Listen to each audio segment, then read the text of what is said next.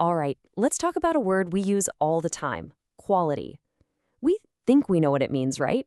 Well, today we're going to totally tear that definition apart and rebuild it. We're going to see how one engineer's, frankly, radical idea completely changed the game for, well, pretty much everything we buy and use, from our phones to our cars. Let's get into it. So let me just start by throwing this question at you. What's the real cost of being almost perfect? You hear it all the time, right? Oh, it's good enough, or it's within spec. But what if I told you that almost isn't free? What if every tiny little bit of almost has a real, tangible dollar and cents cost attached to it? That's the core philosophy we're digging into. Okay, so before we get to the big revolution, we have to understand the old way of thinking. For a long, long time, the manufacturing world had this really simple, straightforward idea about quality. It was totally black and white, no gray areas.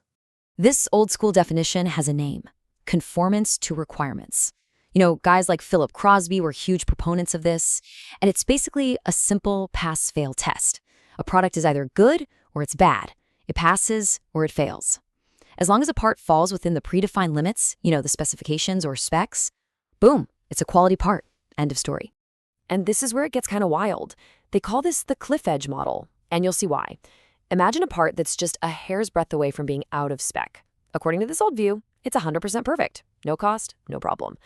But then, if it moves just one tiny microscopic bit further, bam, it falls off the cliff.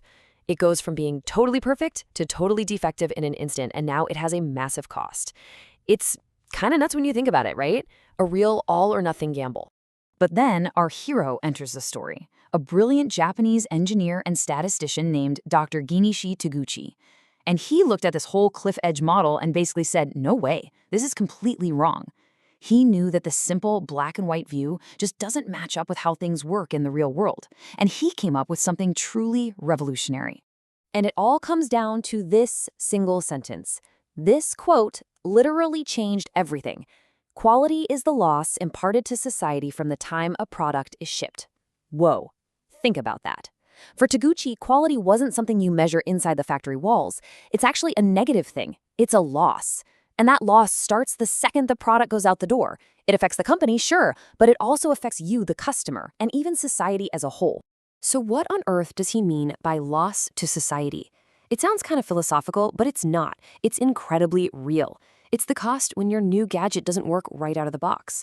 It's the money and time you spend on maintenance and repairs. It's that feeling of frustration when you're on the phone with customer service. Again. And for the company, it's the cost of their reputation going down the drain, not to mention all the money they spend on returns and rework. All of it, real, hard cash. Okay, so this new definition is a total game changer. But Taguchi was a practical guy. He wasn't just going to stop at a cool new philosophy. He went a step further and created this brilliant, almost elegant mathematical tool to actually measure all this loss. And he did it using the one language every single business on the planet understands: money. He called it the quality loss function. And the idea behind it is so simple, but so powerful. It says that the moment a product isn't perfectly on its ideal target value, even by a tiny bit, it starts creating a loss. And the farther away you get from that perfect target, the bigger the financial loss gets. There's no safe zone. There is no good enough area where the cost is zero. It starts immediately. There's this famous story with Sony TVs that just makes this crystal clear. So you had two factories making the same TV. The US factory was using the old pass-fail method. As long as the color on the screen was somewhere inside the approved range, it was good to go. But the Japanese factory, they were using Taguchi's philosophy. They were obsessed with hitting the exact, perfect target for color density. Why? Because they knew that even a TV that was technically in spec, but a little off target, would have a slightly muddier picture. And that's a loss for the customer. The customer might not even know why, but they just prefer the TV from the other factory. And this all gets captured in this neat little formula. Now don't panic, there's not going to be a test. All you need to notice is that little squared symbol, the little 2 up top. That's the secret sauce. It means that the financial loss doesn't just add up, it explodes. If you're twice as far from the perfect target, the cost isn't double, it's 4 times as much. If you're 3 times as far, it's 9 times the cost. Every little step away from perfection gets exponentially more expensive. It's a brutal penalty for being imprecise. So being able to measure the cost of being imperfect is great, but Taguchi's real genius was about not being imperfect in the first place. His ultimate goal was prevention. He was convinced that you can't inspect quality into a product at the end of the line, you have to design it in from the absolute beginning. And this led to maybe his biggest contribution of all, the idea of robust design.